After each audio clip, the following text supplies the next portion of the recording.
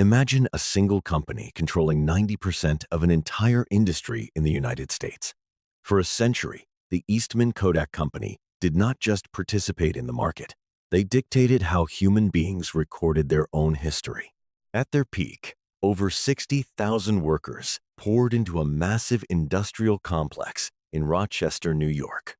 They ran giant machines, 24 hours a day, churning out millions of miles of film and generating wealth so massive it seemed invincible. Then, the machine stopped. The sprawling factories went dark. The billion-dollar chemical empire collapsed into absolute silence, eventually dynamiting its own iconic buildings into dust. How does an untouchable monopoly that literally invented the digital camera allow itself to be completely destroyed by that exact same technology? This is the anatomy of a corporate suicide. Chapter 1. The Birth of a Monopoly.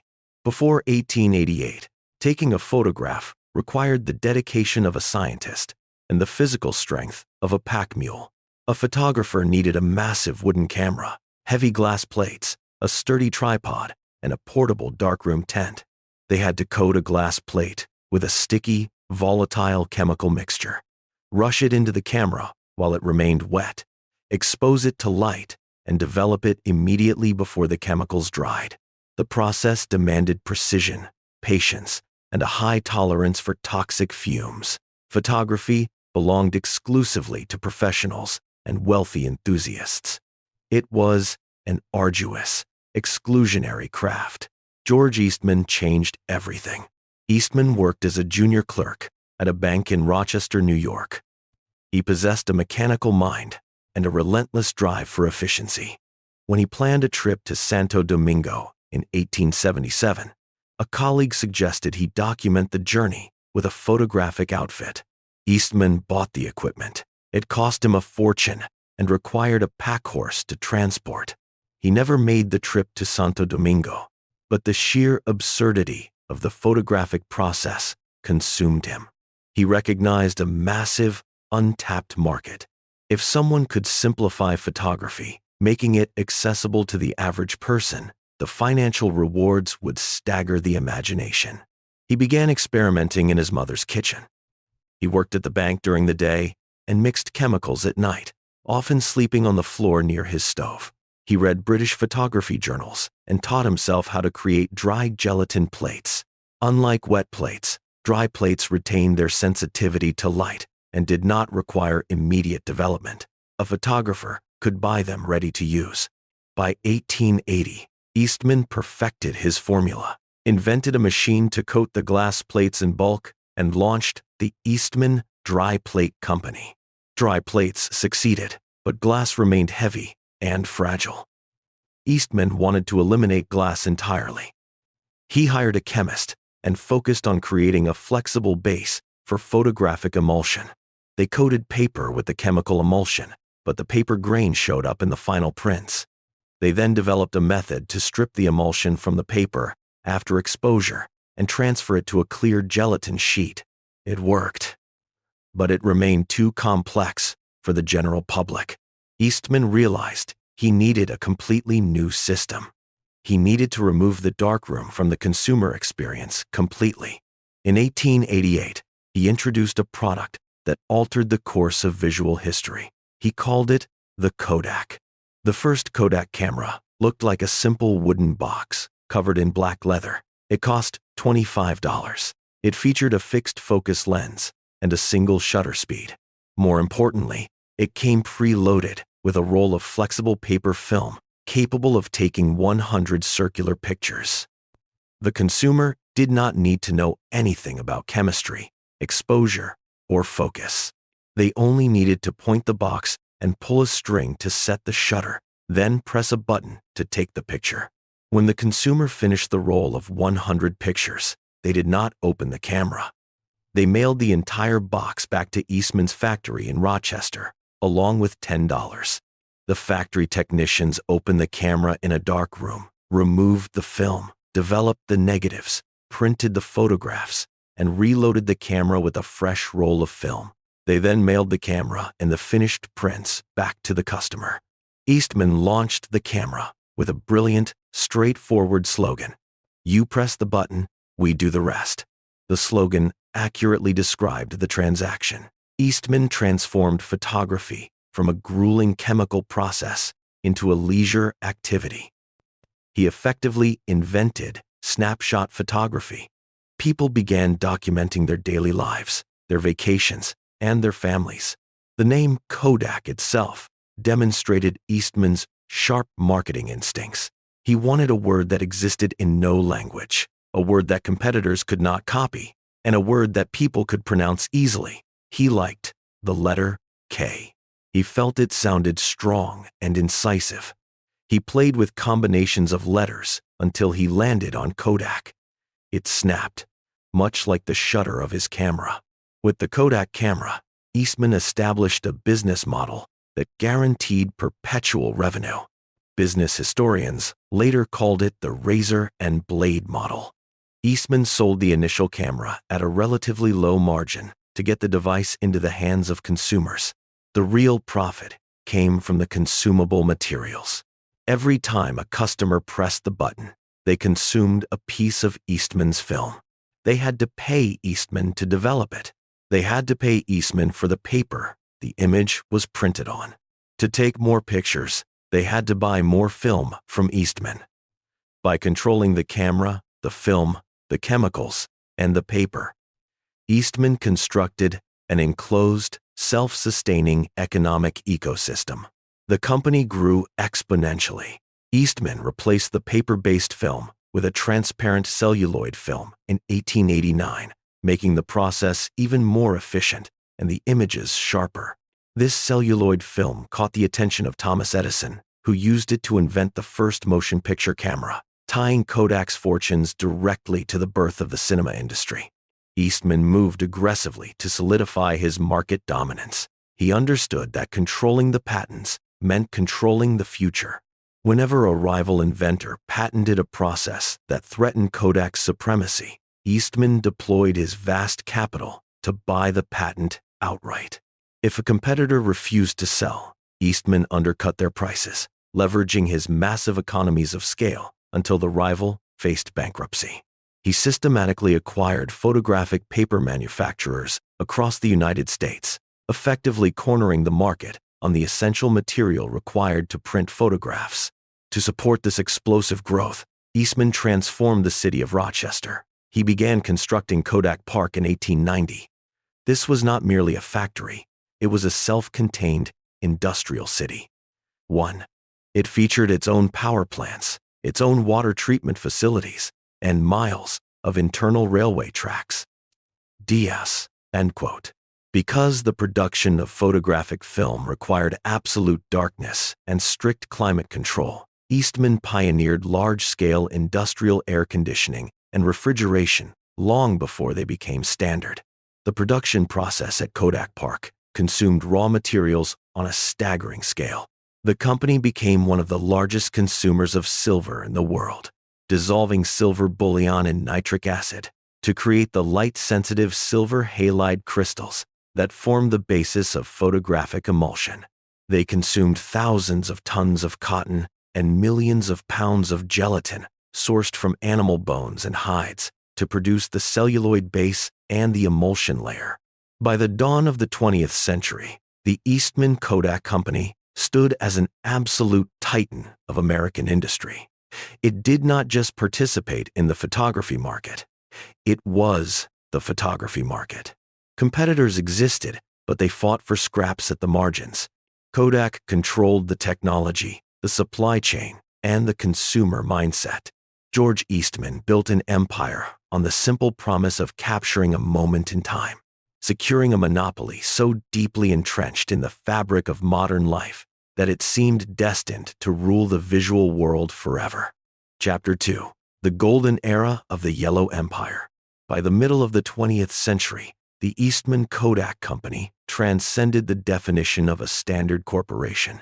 It operated as an absolute monopoly, an industrial titan that dictated how humanity recorded its own history. In the United States, Kodak controlled a staggering 90% of the photographic film market. and 85% of camera sales. When Americans took a picture, they used a Kodak camera. When they developed that picture, they used Kodak film, printed on Kodak paper, processed with Kodak chemicals.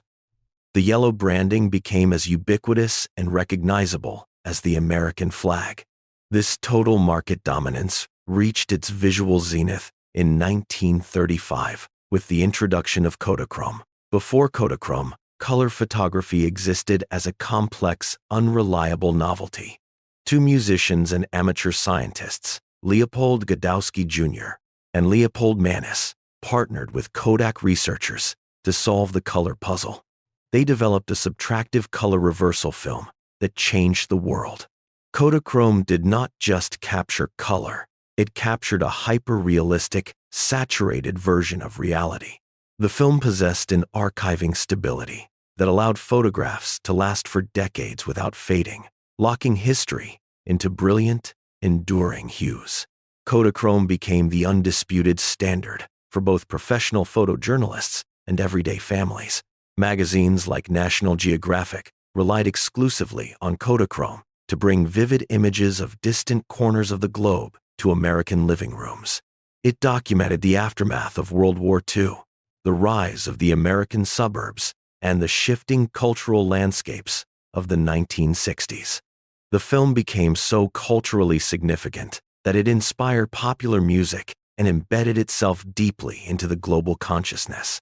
Furthermore, Kodachrome possessed a unique characteristic. The color dyes were added during the development process, not in the film itself. This meant only Kodak possessed the massive, multi-story processing machines capable of developing it.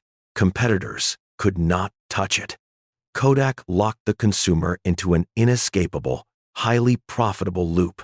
To meet the insatiable global demand for Kodachrome and standard black and white film, the company expanded its Rochester headquarters into a sprawling, autonomous, industrial metropolis. They called it Kodak Park. Kodak Park defied conventional manufacturing scale. By the late 1960s, the complex covered more than 1,000 acres of land. It housed over 150 massive manufacturing buildings. The site functioned completely independent of the surrounding city. Kodak Park operated its own power plants, generating enough electricity to sustain a mid-sized municipality. It ran its own dedicated water treatment facility, pulling tens of millions of gallons of water daily from nearby Lake Ontario, purifying it to the exact microscopic specifications required for chemical manufacturing. The park maintained its own dedicated fire department, its own internal railway system with specialized locomotives navigating miles of private track, and a fully staffed, state-of-the-art hospital. Inside these monolithic brick buildings, a highly choreographed industrial ballet took place in absolute darkness. Producing photographic film required an environment entirely free of light and dust. Workers, known locally as Kodakers, navigated massive production floors guided only by touch and the faint glow of specialized, dark green safe lights. Huge stainless steel vats mixed raw silver bullion with nitric acid to create silver nitrate. Massive coating machines, running 24 hours a day, applied light-sensitive gelatin emulsion to miles of wide, continuous rolls of celluloid base. The factory consumed resources on a planetary scale. Kodak maintained an underground vault holding immense reserves of silver bullion. The company remained one of the largest industrial consumers of silver in the entire world, buying up vast percentages of the global supply just to feed the ravenous production lines in Rochester. At its peak, more than 60,000 people worked for Kodak in the city of Rochester alone. George Eastman had established a paternalistic corporate culture that persisted long after his death. The company offered exceptional pay, comprehensive health benefits, and a generous annual dividend bonus called the wage dividend. A job at Kodak guaranteed a lifetime of financial security. Generations of Rochester families walked through the gates of Kodak Park. The city and the company fused into a single entity. People did not just work for Kodak. Their entire identity, social lives, and future security revolved around the yellow brand. However, this unprecedented success engineered a fatal flaw within the highest levels of Kodak leadership. The business model created by George Eastman generated wealth effortlessly. The profit margins on photographic film defied conventional economic logic. A roll of film cost pennies to manufacture but sold for dollars, resulting in gross margins often exceeding 80%. The film division functioned as an unstoppable wealth generator. They possessed a legal monopoly that literally printed money. Executives isolated themselves in the Kodak Tower, the towering 19-story skyscraper that served as the corporate headquarters. They looked down on a city they completely owned, insulated by decades of continuous, record-breaking profits. This environment bred a toxic, institutional complacency. When a company makes billions of dollars doing one specific thing perfectly, any deviation from that formula appears dangerous and highly unnecessary. The leadership perfected the chemical photography process. They built the most efficient, profitable manufacturing machine in human history. Consequently, the corporate culture actively punished risk and rewarded careful, incremental optimization. Bureaucracy thickened into an impenetrable wall.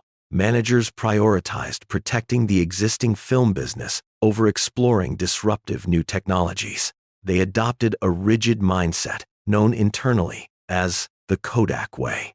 They believed their own corporate mythology. They assumed the world would always want to capture memories on chemical film and print them on chemical paper. The sheer volume of cash flowing into the Kodak Tower created a massive psychological barrier. The executives could not conceive of a future where chemical film did not dominate the imaging landscape. They viewed themselves strictly as a chemical processing company, not an imaging technology company. This rigid definition locked them into a specific trajectory. They possessed brilliant engineers, massive budgets, and unmatched research laboratories, but the leadership lacked the imagination to look beyond the immediate profits of the next quarter. The immense gravity of their current success anchored them to the past, blinding them completely to the digital storm gathering just over the horizon. The very machine that made them invincible would soon become their tomb. Chapter 3. The Great Invention Buried. In 1975, the Eastman Kodak Company operated at the absolute height of its corporate power. The company controlled 90% of the film market and 85% of camera sales in the United States. Profits soared to record levels year after year. The leadership in the Kodak Tower believed they had perfected the science of imaging. Down in the sprawling research laboratories of Kodak Park, management funded thousands of scientists and engineers. Most of these brilliant minds focused entirely on incremental improvements. They worked to make chemical films slightly sharper, slightly faster, or slightly cheaper to produce. The company functioned as a massive, highly tuned engine dedicated solely to chemistry. Into this environment stepped a young electrical engineer named Stephen Sasson. He had recently graduated from college and secured a position in the Kodak apparatus division. His supervisor called him into an office and gave him a minor, almost throwaway assignment. A few years earlier, researchers at Bell Labs had invented a new electronic component called a charge-coupled device, or CCD. The device could theoretically capture incoming light and translate it into an electrical signal. Kodak management had no specific product in mind. They simply wanted Sasson to acquire one of these sensors, figure out how it worked, and determine if it had any practical utility for the company. They gave him a tiny budget, a dusty lab on the second floor, and very little oversight. Sasson did not set out to destroy the Kodak empire. He simply loved solving complex electronic puzzles. He decided the best way to test the CCD sensor was to attempt to build a camera entirely without moving mechanical parts or chemical film. The challenge was monumental. The digital architecture required for such a device did not exist. He had to invent it from scratch. He spent the next year scavenging parts from across the massive Rochester facility and ordering components from electronics catalogs. He found a discarded optical lens from a Super 8 movie camera in a supply bin. He ordered a highly experimental, fragile CCD sensor from Fairchild Semiconductor.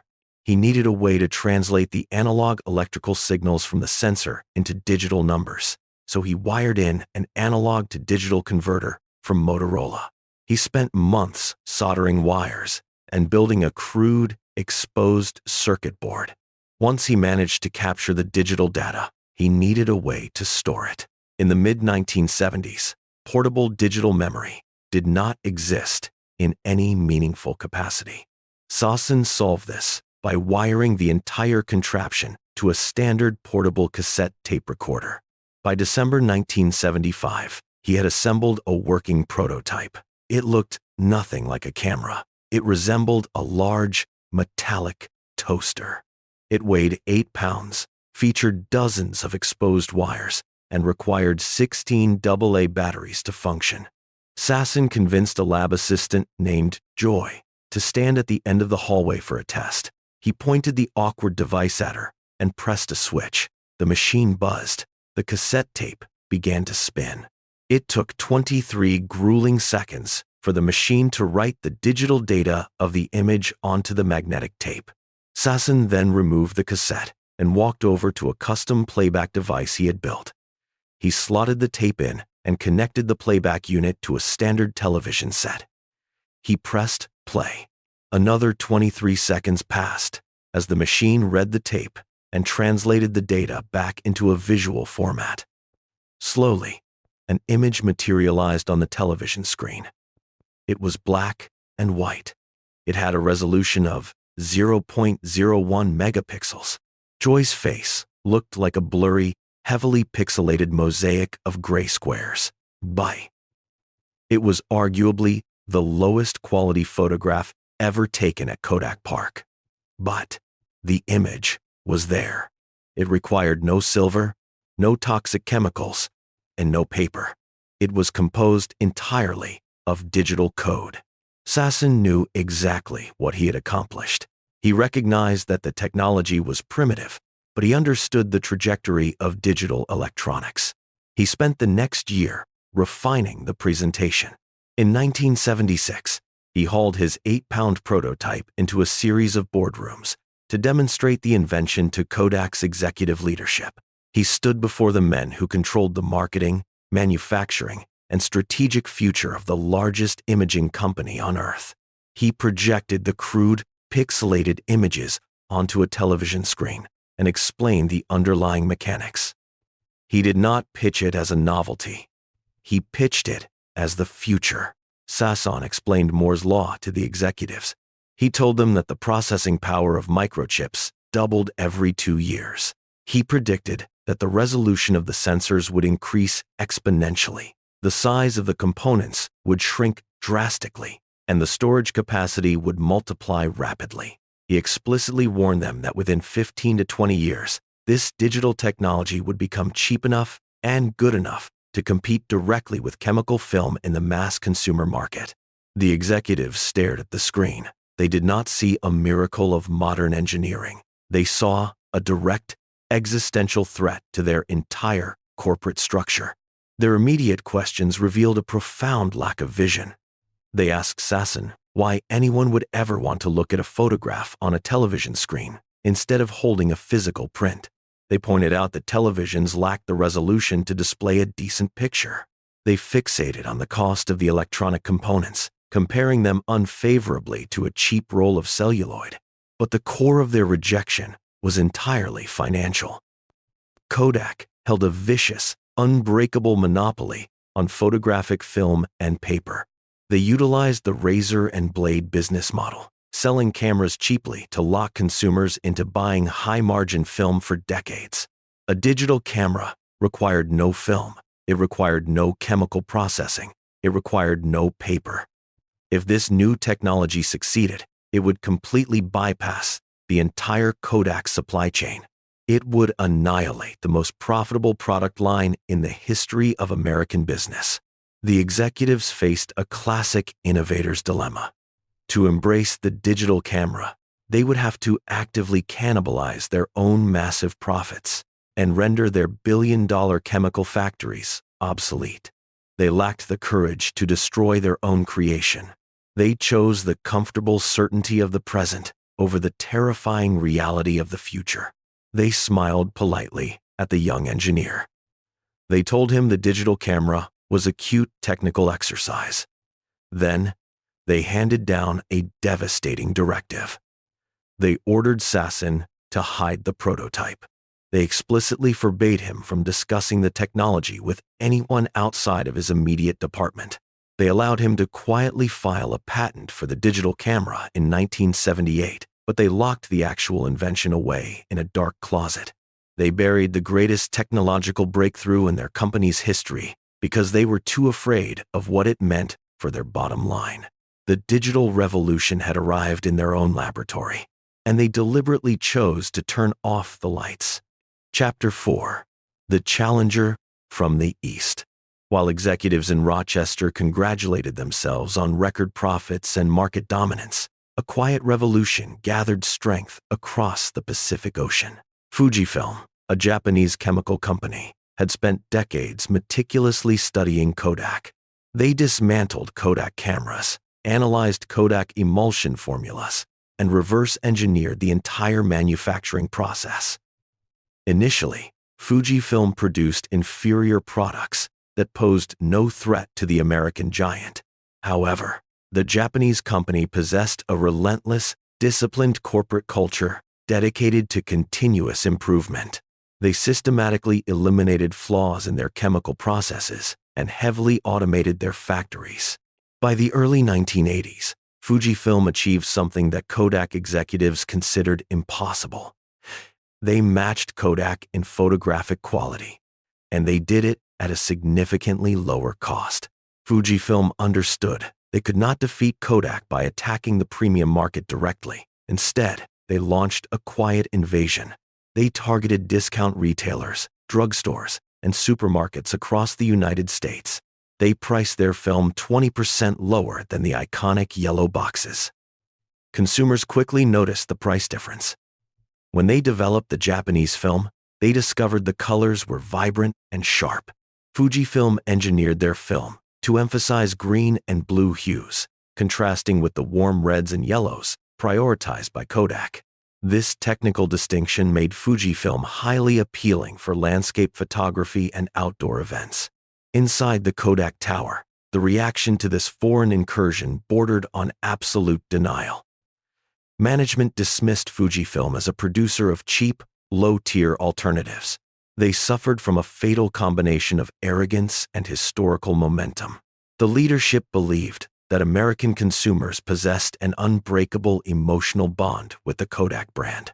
They assumed people would gladly pay a premium for the familiar yellow box because it represented tradition and reliability.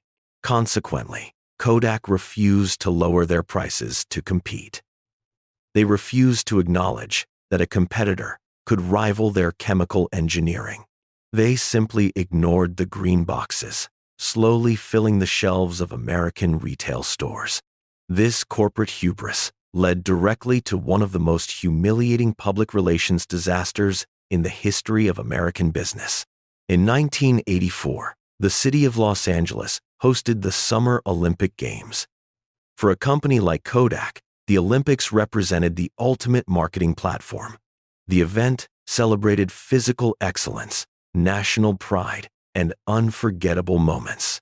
Kodak had always sponsored major American sporting events. The executives in Rochester viewed the official sponsorship of the Los Angeles Olympics as their birthright.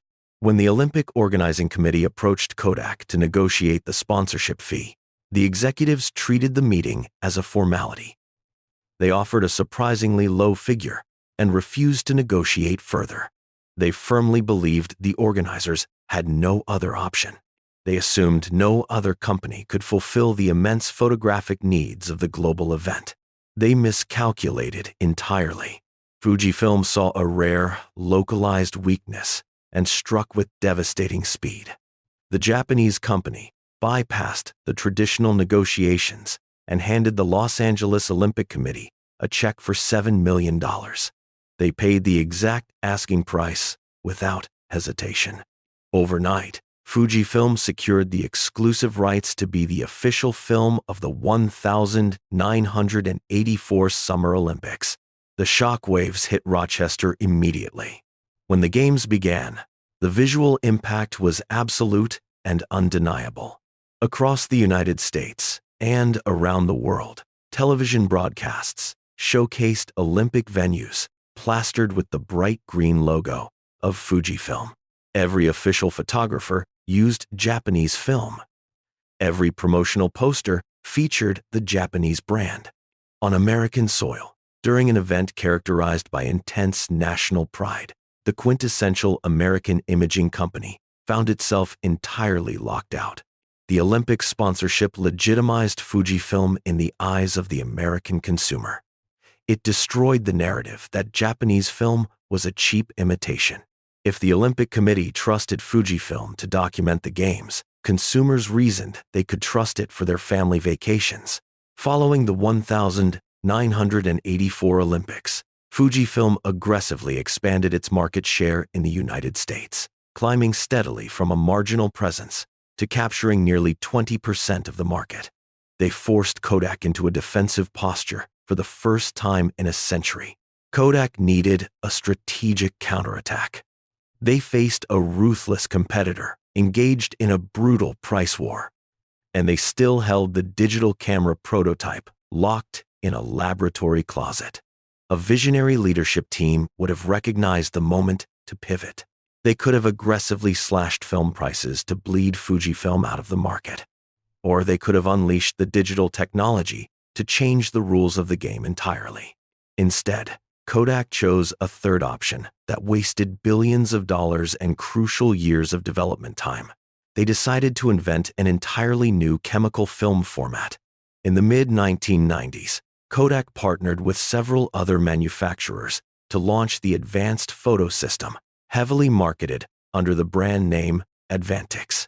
Management believed that consumers found loading traditional 35mm film too difficult.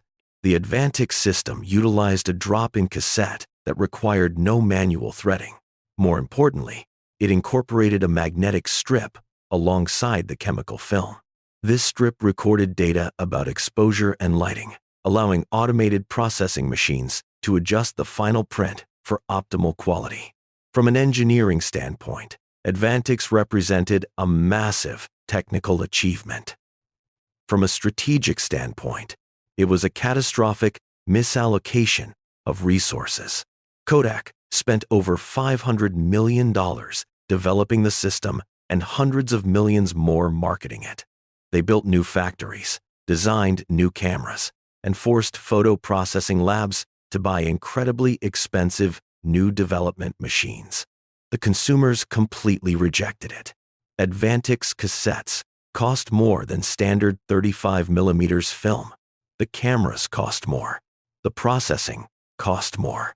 Furthermore, the actual film negative was smaller than traditional 35mm, which meant the final printed photographs often looked grainier and less sharp. Kodak had spent billions of dollars to solve a problem that consumers did not actually care about. While Kodak poured its vast resources into saving chemical photography with a doomed hybrid system, Fujifilm continued to erode their market share. Even worse, the personal computer revolution was rapidly accelerating. The internet was beginning to connect households across the globe.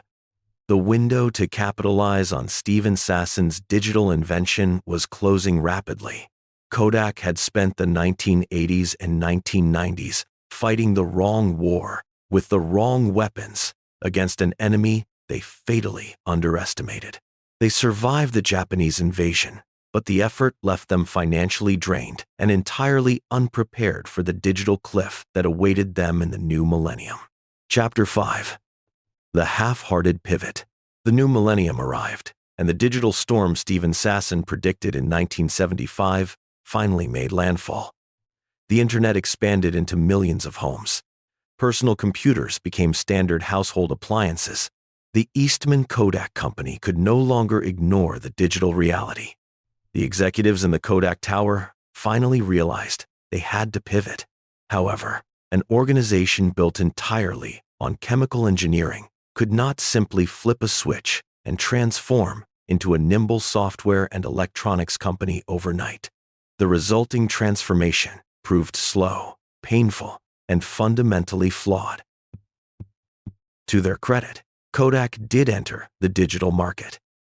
They held thousands of crucial digital imaging patents. They actually built some of the earliest high-resolution digital sensors utilized by the aerospace industry and professional photojournalists. In the early 2000s, Kodak launched the EasyShare line of consumer digital cameras. Initially, this strategy worked perfectly in the United States. Consumers inherently trusted the Kodak name. The EasyShare cameras simplified the complex process of transferring digital files from the camera to a computer via a docking station. The company essentially translated their old "you press the button, we do the rest" philosophy into the early digital age. For a brief period, Kodak actually dominated digital camera sales in America, but a massive structural error plagued their entire digital strategy. Executive management still viewed the camera merely as a tool to generate printed photographs.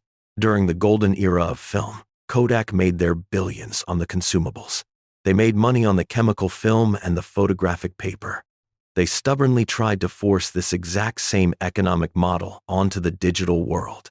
The leadership genuinely believed that consumers would take digital photos and then immediately want to print those photos on physical paper.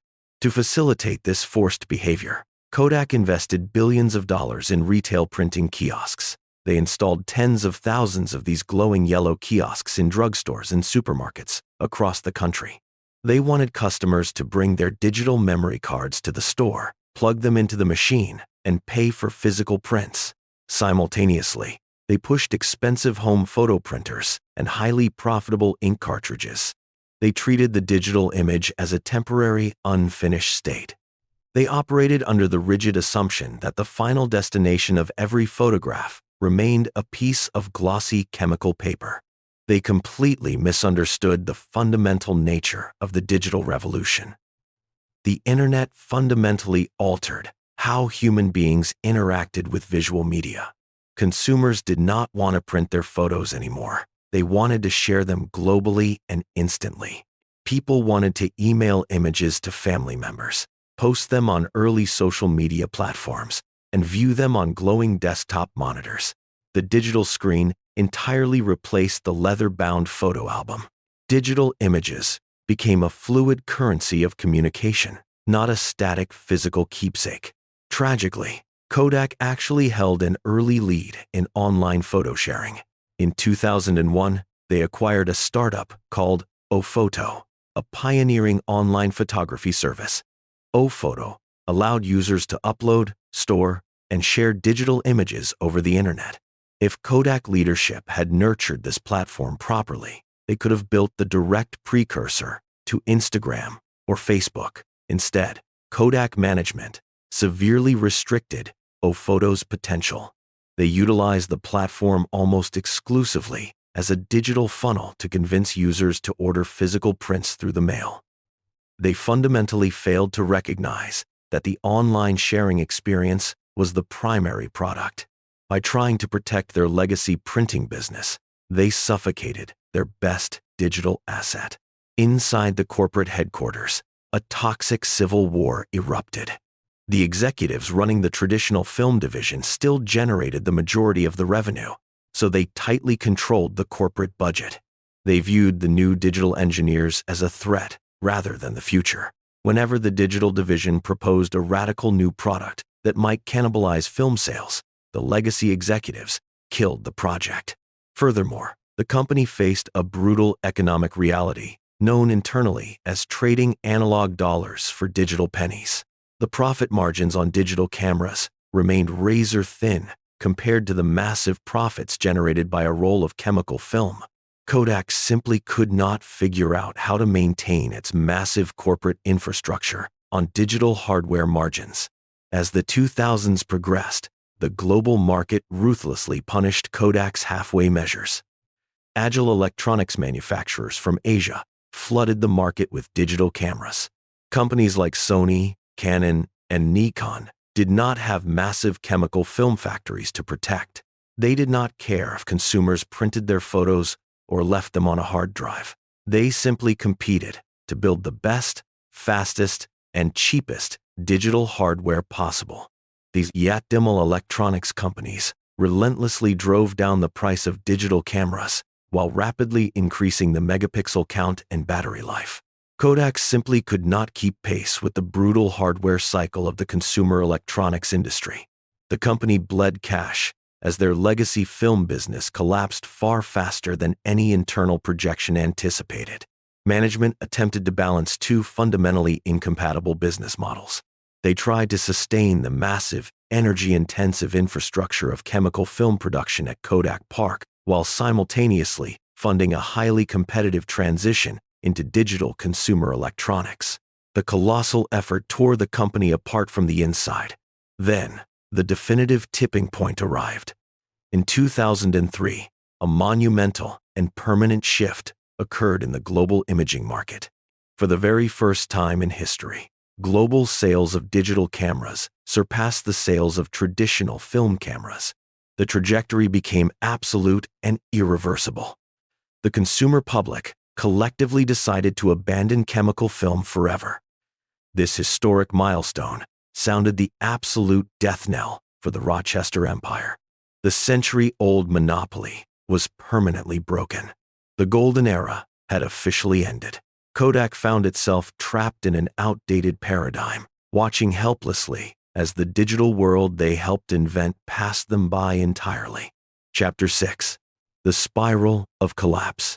By 2005, Kodak executives finally stopped debating whether digital photography would replace film. The argument was over. Digital had won, but acknowledging reality did not fix the shattered balance sheet. Kodak remained a massive chemical manufacturing operation, trapped inside a collapsing market. Their digital camera division, while selling millions of units, generated tiny profit margins. Asian electronics giants like Canon and Sony drove prices down relentlessly. Kodak simply could not make enough money on cheap digital hardware to sustain the enormous, expensive infrastructure they had built for chemical film. They bled cash at a terrifying rate. Then, a new technology arrived and delivered the fatal blow. In 2007, Apple introduced the iPhone. Other technology companies quickly followed with their own smartphones. Suddenly, the consumer did not need to buy a digital camera at all. The camera became a standard feature embedded inside a device they already carried in their pocket. Furthermore, the smartphone connected directly to the internet. Users could snap a photo and instantly upload it to social media or email it to friends. They completely bypassed the personal computer. They bypassed the photo printer. They bypassed the physical print entirely. The standalone digital camera market, which Kodak bled billions of dollars to enter, began to shrink almost immediately. The financial devastation hit Rochester with the force of a hurricane. For a century, the city and the company operated as a single living organism. Kodak provided the jobs, the tax base, and the civic pride. Now, the company had to dismantle that legacy to survive. The mass layoffs began. They did not happen all at once. They occurred in brutal, relentless waves over several years. Management eliminated thousands of jobs, then thousands more. They fired factory workers, chemical engineers, middle managers, and research scientists. Men and women who had spent their entire adult lives loyal to the yellow brand suddenly found themselves holding cardboard boxes in the parking lot. The atmosphere inside Kodak Park turned toxic. A deep, pervasive anxiety replaced the former culture of paternalistic security. Workers arrived for their shifts, wondering if security guards would escort them out of the building by lunch. The legendary wage dividend, the annual bonus that funded vacations and college tuitions for generations of Rochester families, disappeared permanently. Families fractured under the immense financial strain. The local economy plummeted. Real estate prices dropped as unemployed workers left the city looking for opportunities elsewhere. The bustling restaurants, bars, and shops surrounding the massive industrial complex boarded up their windows. Kodak Park itself began to physically rot. The company simply could not afford to maintain the sprawling 1,000-acre facility. They shut down massive production buildings. They turned off the power, the water, and the climate control in structures that once housed thousands of workers. The pristine, highly controlled laboratories sat empty, gathering dust. The private railway lines stopped running. The industrial metropolis that George Eastman built transformed into a massive, silent ghost town. To save money on property taxes and maintenance costs, Kodak brought in demolition crews. They began actively blowing up their own factories. Plumes of dust rose over Rochester as the physical monuments to their 20th century dominance collapsed into rubble. The physical decay of the buildings mirrored the financial decay of the corporation. Inside the Kodak Tower, the remaining executives entered a state of pure survival mode. The strategic vision shrank from dominating the global market to simply making payroll the next quarter. The company desperately needed cash. To raise capital, they began selling off their most valuable and profitable assets. They did not sell the failing film division because no buyer wanted it. They had to sell the distinct parts of the company that still generated reliable revenue. In 2007, Kodak sold its entire health group to an investment firm for over $2 billion. This division manufactured medical imaging equipment and X-ray film. It was a stable, highly profitable business with a massive global footprint. Selling it provided a massive influx of cash, but it also removed a crucial pillar of the company's long-term financial stability. They essentially cut off their own arm to feed themselves for a few more months. They followed this by selling off specialized chemical divisions, sensor manufacturing plants, and lucrative optical businesses. They liquidated their own future to pay for the mistakes of their past. When they ran out of divisions to sell, Kodak turned to the only valuable asset they had left. They possessed thousands of patents related to digital imaging. The very technology they buried in the 1970s now became their primary source of income. Kodak transformed from a manufacturing giant into a massive patent troll. They deployed armies of lawyers to sue Apple, Research in Motion, Samsung, and HTC for patent infringement. They demanded massive licensing fees from anyone building a smartphone camera. This strategy brought in billions of dollars in settlements, but it was a completely unsustainable business model. You cannot build a lasting consumer brand on lawsuits alone. Despite these desperate fire sales and aggressive legal battles, the financial bleeding continued. The core business simply did not exist anymore. The market for chemical film vanished. The market for digital point-and-shoot cameras collapsed under the weight of the smartphone. Kodak spent billions on retail photo kiosks, but consumers increasingly viewed printed photos as unnecessary relics. The company lacked a product that modern consumers actually wanted to buy. Wall Street watched the collapse with ruthless objectivity. In 1997, Kodak stock traded at nearly $90 a share. Investors considered it a blue-chip standard, a cornerstone of any safe retirement portfolio. As the 2000s dragged on, the market punished the company for its lack of vision and its inability to adapt. The stock price fell to $50, then $20, then $5.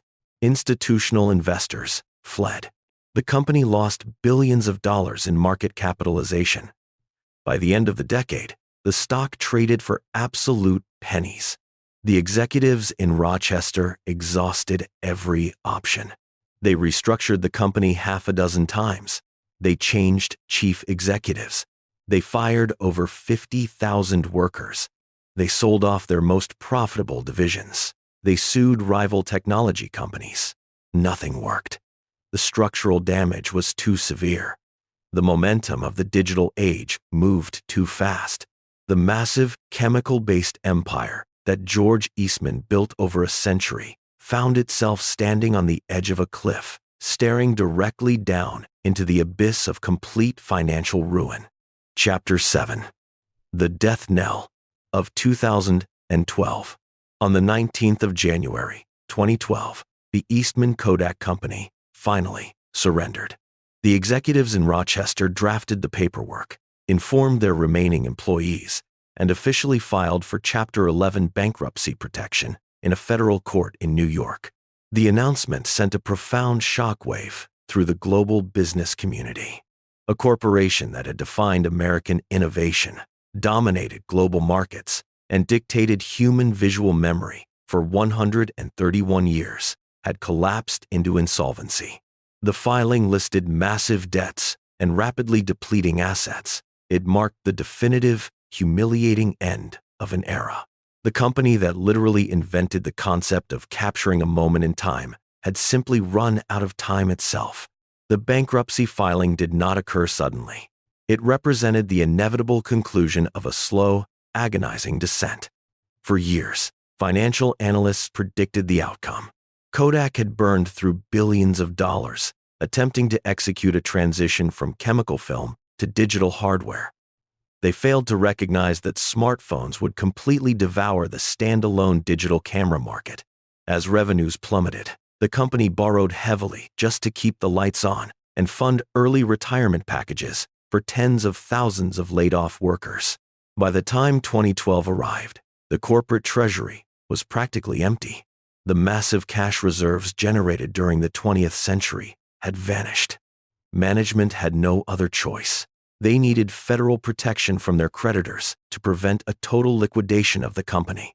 Entering Chapter 11 bankruptcy meant Kodak lost control of its own destiny. Federal judges and bankruptcy lawyers took command of the restructuring process. The creditors demanded repayment. To satisfy these demands and secure the necessary financing to emerge from bankruptcy, Kodak had to strip the company down to its bare studs.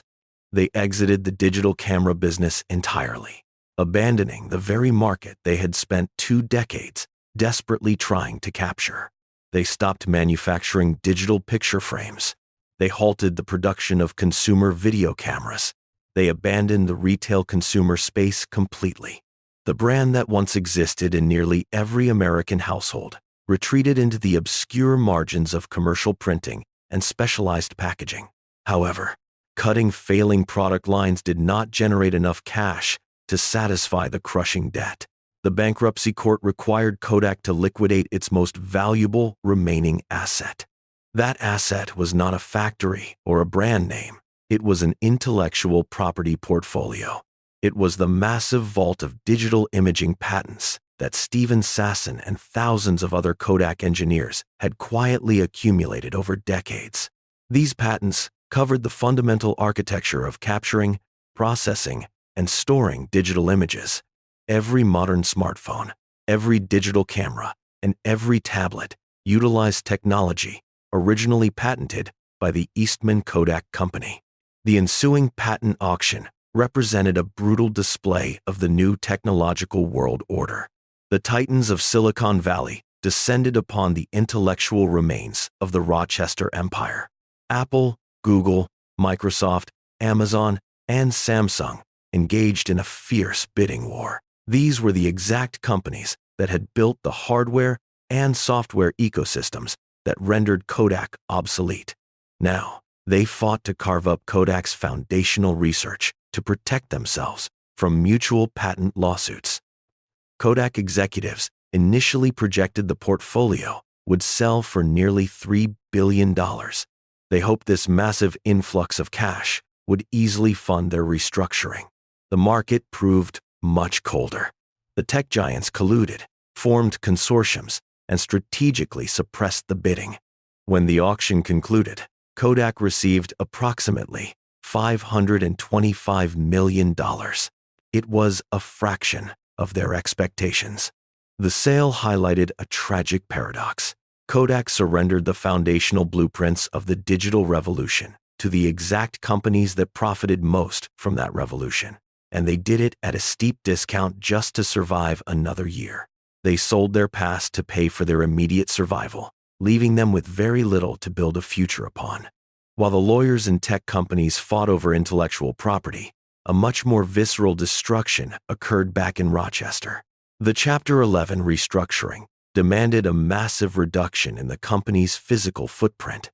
Kodak Park, the sprawling 1,000-acre industrial metropolis, contained dozens of massive manufacturing buildings that sat completely empty. These structures required constant maintenance. They incurred massive local property taxes. Heating the empty brick monoliths during the brutal upstate New York winters drained millions of dollars from the depleted treasury. Kodak could not afford to keep them standing. They could not find buyers for specialized chemical factories built in the 1930s. Therefore, the company hired demolition crews. Throughout 2012 and the years immediately following the bankruptcy, Kodak initiated a systematic campaign of self-destruction. They planted thousands of pounds of high explosives inside the structural columns of their most iconic buildings. The local news station set up cameras across the city. Former employees gathered in distant parking lots and on nearby hills to watch. Sirens wailed, followed by a series of sharp, percussive detonations. Massive, multi-story buildings that once employed thousands of workers folded inward and collapsed into violent clouds of concrete dust. The demolitions possessed a heavy, symbolic weight. Building 9, a massive structure dedicated to the production of paper and synthetic chemicals, crumbled into a pile of rubble. Building 65, once a bustling hub of engineering and manufacturing, disappeared in a matter of seconds. The physical skyline of Rochester changed permanently. The city lost its most prominent industrial monuments. For the men and women who had spent their careers walking through the gates of Kodak Park, watching the buildings fall felt like watching a funeral. The detonations erased the physical evidence of their life's work.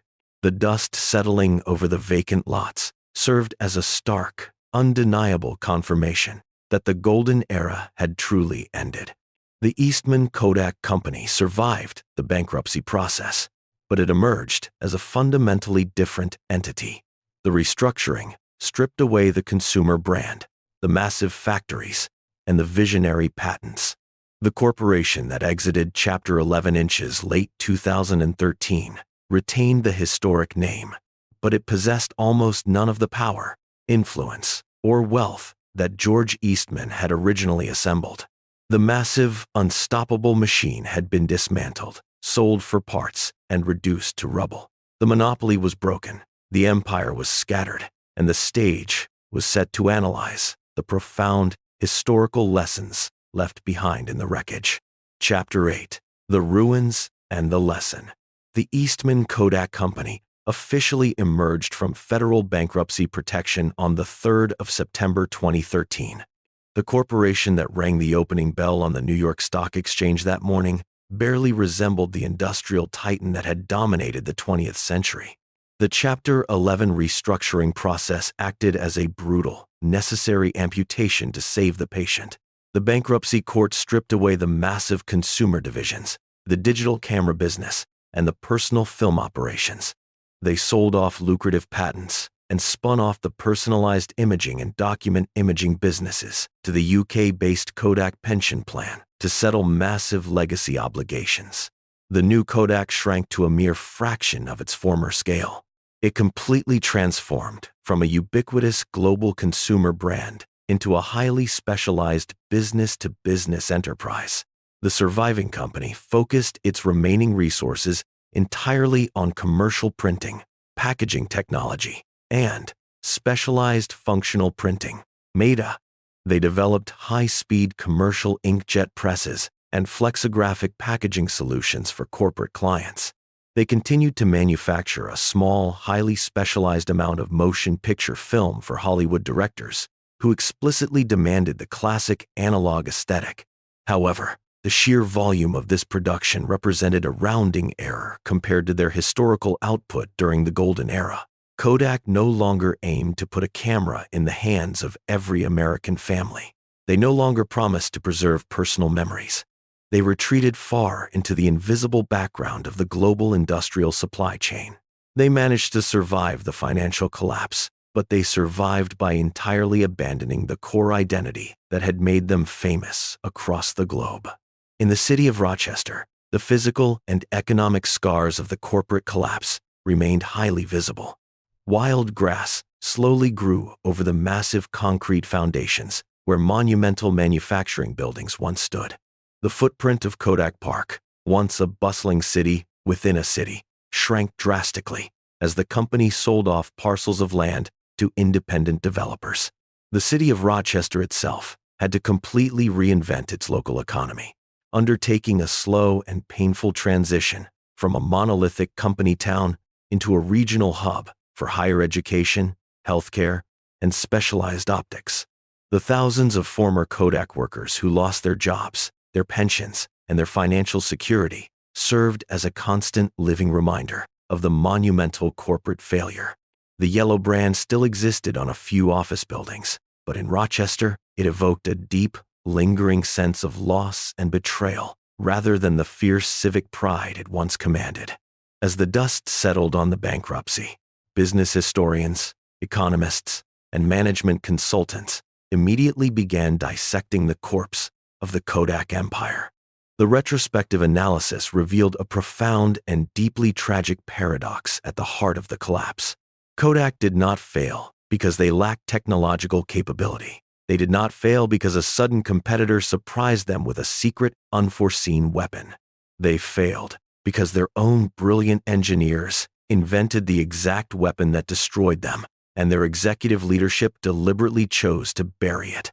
When Steven Sasson handed the Kodak board of directors the first functional digital camera prototype in 1975, he effectively gave them the keys to the 21st century. He gave them a 2-decade head start on the entire global technology industry. The executives in the Kodak Tower possessed the capital, the unmatched research facilities, and the absolute brand recognition necessary to dominate the emerging digital age exactly as they had dominated the chemical age. Instead, they fell victim to a textbook, fatal case of the innovator's dilemma. The massive, incredibly reliable profits generated by chemical film completely blinded them to the impending reality. They simply could not bring themselves to abandon a proven business model that produced 80% gross margins for a speculative digital model that promised only pennies on the dollar. They prioritized protecting the massive revenue of the current quarter over securing their fundamental existence in the next century. This systemic failure represented a catastrophic collapse of corporate culture and visionary leadership. Founder George Eastman built the Kodak empire by taking massive, calculated risks. He deliberately obsoleted his own highly profitable dry plate business to introduce flexible roll film. He constantly cannibalized his own profits to push the photographic industry forward. His corporate successors entirely lost that ruthless, visionary edge. They surrounded themselves with cautious managers and risk-averse accountants. They chose to manage the inevitable decline instead of aggressively inventing the future. When Japanese competitors like Fujifilm initiated a brutal global price war in the 1980s, Kodak simply relied on blind brand loyalty instead of fundamentally innovating. When the digital revolution finally arrived in force, Kodak stubbornly tried to force consumers to print digital photos on chemical paper rather than accepting the new reality of instant, screen-based digital sharing. Today, the harrowing story of the Eastman Kodak Company serves as the ultimate cautionary tale in modern global business. It echoes loudly through the boardrooms of every major corporation facing technological disruption. The historical lesson remains absolute, undeniable, and terrifying. Past success guarantees absolutely nothing in the face of shifting paradigms. Absolute market dominance breeds a highly dangerous, intoxicating complacency. When a company builds an empire around a single specific technology, that company must remain entirely willing to destroy its own empire when the technological landscape shifts. The physical ruins of Kodak Park stand today as a quiet monument to corporate hubris and a failure of imagination.